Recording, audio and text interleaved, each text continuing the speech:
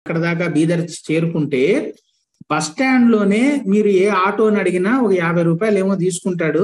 ఎక్కడికి వెళ్ళాలండి అని అంటే పాపనాశ క్షేత్రాన్ని తీసుకెళ్ళమనండి, నేరుగా పట్టుకెళ్ళిపోతాడు. పాపనాశ క్షేత్రం ఏమిటి? రామాయణ కాలంలో, త్రేతాయుగంలో సీతారామ లక్ష్మణులు పాదయాత్ర చేస్తూ అరణ్యవాస సమయంలో ఈ క్షేత్రానికి వచ్చినప్పుడు వారు పరమేశ్వరుణ్ణి అర్చించి వారు ప్రతిష్టాపించినటువంటి మహాశివలింగం. అక్కడ ఒక తీర్థం కూడా ఉంటుంది, దాన్నే పాపనాశ తీర్థం అంటారు. అక్కడ స్నానం చేసిన వాళ్ళకి సర్వ పాపాలు పటాపంచలైపోవాల్సిందే. గంగా యమున సరస్వతి సంగమంలో స్నానం చేసినటువంటి పుణ్యప్రదం అది. సీత అమ్మవారిని ఇంకా అంటే ఇక్కడేమో పాపనాశలింగం ఉంటుంది కాస్త పైన. ఇప్పుడంటే అంతా అభివృద్ధి చెందిపోయింది, అదంతా కంటోన్మెంట్ ఏరియా, అంటే మిలిటరీ ఏరియా. కంటోన్మెంట్ ఏరియా అంటే ఏదో అనుకునేరు, మిలిటరీ ఏరియా. అదంతా ఇప్పటికి కూడా అడవిలాగానే ఉంటుంది అది. ఆ పైన అమ్మవారిని ప్రతిష్టాపన చేసి సీతా అమ్మవారు కొలిచినటువంటి అమ్మవారి ఆలయం దివ్యంగా ఉంటుంది, మామూలుగా ఉండదు పాపనాశ క్షేత్రం. ఆ పాపనాశ క్షేత్రానికి వెళ్లే దగ్గర అన్ని గుహాలయాలు ఉన్నాయండి. లెఫ్ట్ సైడ్ అన్ని గుహాలయాలు ఉన్నాయి, మీరు దర్శనం చేసుకోవచ్చు. ఒక రోజు మొత్తం పడుతుంది.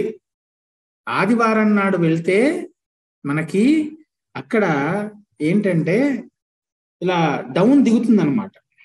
పాపనాశ క్షేత్రంకి ఎత్తు మించి డౌన్ దిగుతూ ఉంటుంది.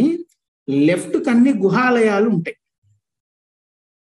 ఆ గుహాలయాలు దాటంగానే రైట్ సైడ్ కి మీకు పాపనాశ క్షేత్రం కనబడుతూ ఉంది. మరి స్వామి వారు ముందుగా వచ్చేసారు కదా, అక్కడ అంతర్ధానం అయిపోయారు. అక్కడ అంతర్ధానం అయిపోయి గాణగాపుర క్షేత్రంలో నువ్వైతే రా, నీ రాజ్యానికి నేను ముందే వెళ్ళిపోయి పాపనాశ క్షేత్రంలో ఉంటానని. పాపనాశ క్షేత్రం ఎక్కడుంది? వైడూరి నగరంలోనే ఉంది. రాజు కదా, ఆయన రాజ్యంలో ఏముంది, ఆయనకు తెలియకుండా ఉంటుందా? ముందుగా కంగారు పడ్డాడు. అయ్యో ఇదేమిటి, స్వామివారు అనుగ్రహించాను, వస్తున్నాను పద అన్నారు, మళ్ళీ ఇంతలోనే అంతర్ధానం అయిపోయారేంటి? అయినా కూడా పాపనాశ క్షేత్రం అంటే నా రాజ్యంలో ఉన్నదే కదా, నా పట్టణంలో ఉన్నదే కదా, నేను ముందుగా త్వరగా అక్కడికి చేరుకోవాలని చెప్పేసి సైన్యాన్ని అంతా వేసుకొని బయలుదేరాడు.